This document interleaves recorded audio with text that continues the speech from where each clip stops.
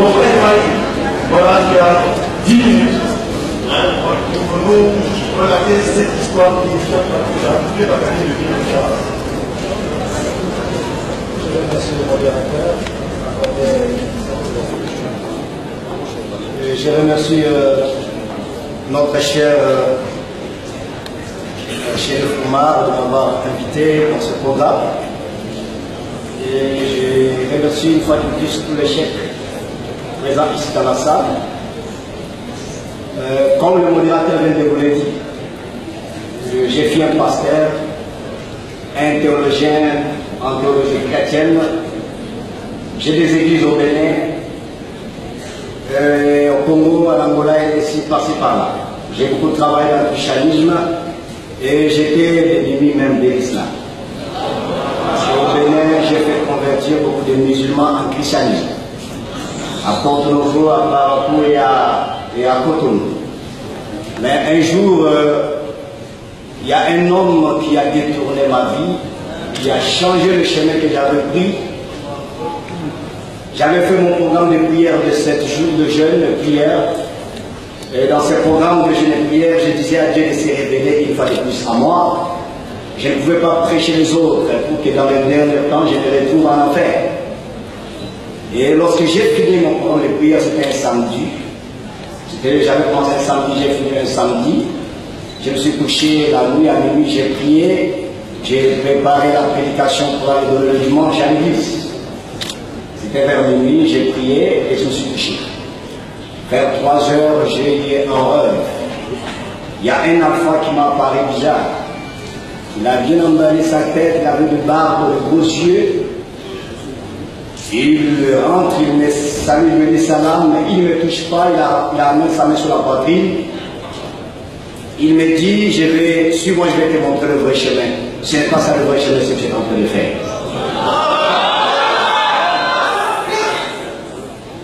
Et je me réveille, j'étais dans le sommeil, j'ai réveillé ma femme, j'ai dit, il y a un esprit de maraboutage qui vient nous visiter. Dès le temps, on va prier. Comme les rites de l'église. On a combattu cet esprit dans le nom de Jésus. Et je me suis couché, le lendemain matin, je me suis habillé, j'ai pris ma veste pour aller à l'église. Justement, je suis arrivé dans un feu à Cotonou qu'on appelle feu Marina. Le feu était rouge. Et à ma gauche, il y avait une vent, et dans la voie, il y a une voiture garée. Derrière la voiture, la photo, la même visage de celui que j'avais vu la nuit.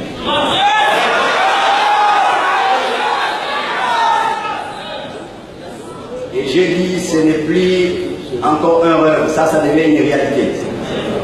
J'ai traversé la route, rentré dans la voie là où il y avait la voiture. J'ai commencé à toucher la photo, tout mon corps en train de trembler. Et le chauffeur de la voiture qui était sorti pour essuyer la voiture, il avait l'eau dans un seau. Il s'est arrêté en train de m'observer parce que c'était un dimanche. Il m'avait vu en veste, il a compris le matin, non, j'étais un pasteur. Lorsque j'ai soulevé mes yeux, je lui ai dit, il m'a dit, qui est cet homme? Il me dit que non, c'est un grand alpha, mais moi je ne dis pas beaucoup de lui. Il y a un chef, son fils qui est dedans, tu peux te renseigner, il peut te parler de lui. Il dit, amène-moi vers le chef.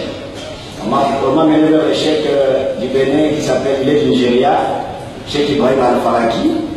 C'était sa propre voiture. Je lui ai posé la question, je ne lui avais pas parlé de ce que j'avais vu. Il devait savoir qui est cet homme qui m'a parlé, alors je lui ai posé des questions de savoir. Il m'a parlé que c'était un grand chef. Il est du Sénégal, vraiment il a beaucoup œuvré et jusqu'aujourd'hui il continue toujours à œuvrer. Alors si je pourrais bien prendre ces informations, je pourrais aller au Sénégal. Le Sénégal est très loin, il m'a parlé d'aller au Niger.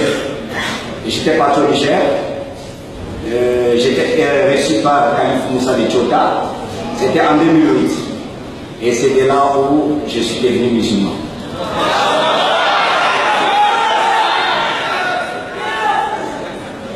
Et aujourd'hui, je pourrais bien parler de lui à travers la Bible. Parce que la Bible a parlé même de lui. Même sa mission. J'aimerais vous lire un passage biblique où je vais décortiquer, comme je n'ai pas trop de temps. Apocalypse, je vais vous lire ça le plus vite possible. Apocalypse chapitre 14, verset 14.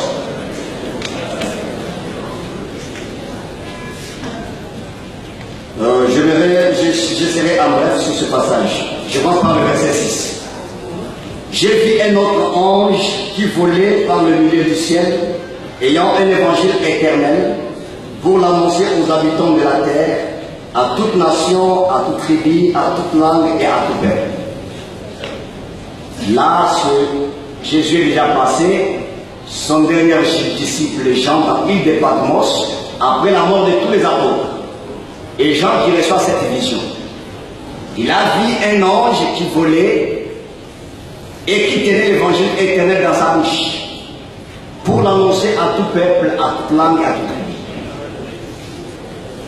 Alors cet ange que les chrétiens sont en train de chercher, maintenant j'étais déjà arrivé, mais le monde n'en pas reconnu.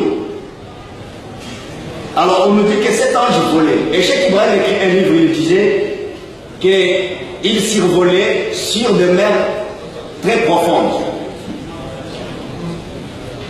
Et il survolait sur des villes et des villages et des montagnes. Or, le symbole de s'envoler, ça nous précise réellement quelqu'un qui peut prendre le vol et pour s'envoler. Et nous savons tous que le temps du prophète Mohammed, les avions n'existaient pas. Même le temps de Cheikh Ahmad Tidiane, les avions n'existaient pas. Mais le temps de Cheikh Ibrahim, les avions existaient. Et il a fait tout ce voyage. Et vous le savez tous, quand il arrive dans n'importe quel pays, il peut soulever quelqu'un qui peut parler la langue de ce pays. Parce qu'il connaissait toutes les langues, c'était lui l'ange de l'Apocalypse.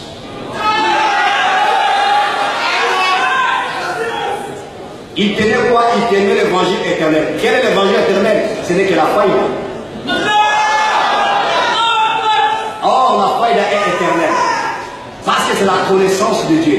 Un mystère qui était caché depuis que la religion a commencé, et ce mystère est dévoilé vers cette année de la fin par Cheikh Ibrahim.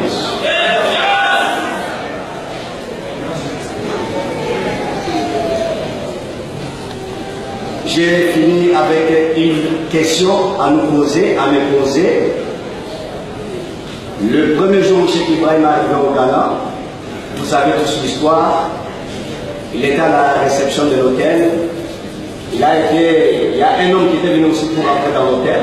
L'homme est regardé Cheikh Ibrahim, il a posé la question, c'est toi le prophète de Mohammed? Mais le Messie savait très bien que Cheikh Ibrahim était un noir. Il savait bien que, parce qu'il était un musulman, il savait très bien que le prophète était, il avait le peuple. Alors, quelle image que ce monsieur a vu pour dire à Cheikh Ibrahim que Dieu est le prophète Mohammed? Je ne suis pas le prophète Mohammed. Qui est Dieu? Ce monsieur, Cheikh Ibrahim, il s'est dévoilé devant lui. Il a dit d'autres aspects qui est caché, on peut connaître que lorsqu'on va pratiquer la magie. Je vous remercie. Et que le Seigneur nous bénisse. Merci, mon frère Ibrahim. Mais il faut dire que Ibrahim vient du Bénin, mais il est congolais. Il a le son ici dans son accent. Il vient donc de la capitale de la rumba et de tout ce qui, n'est-ce pas,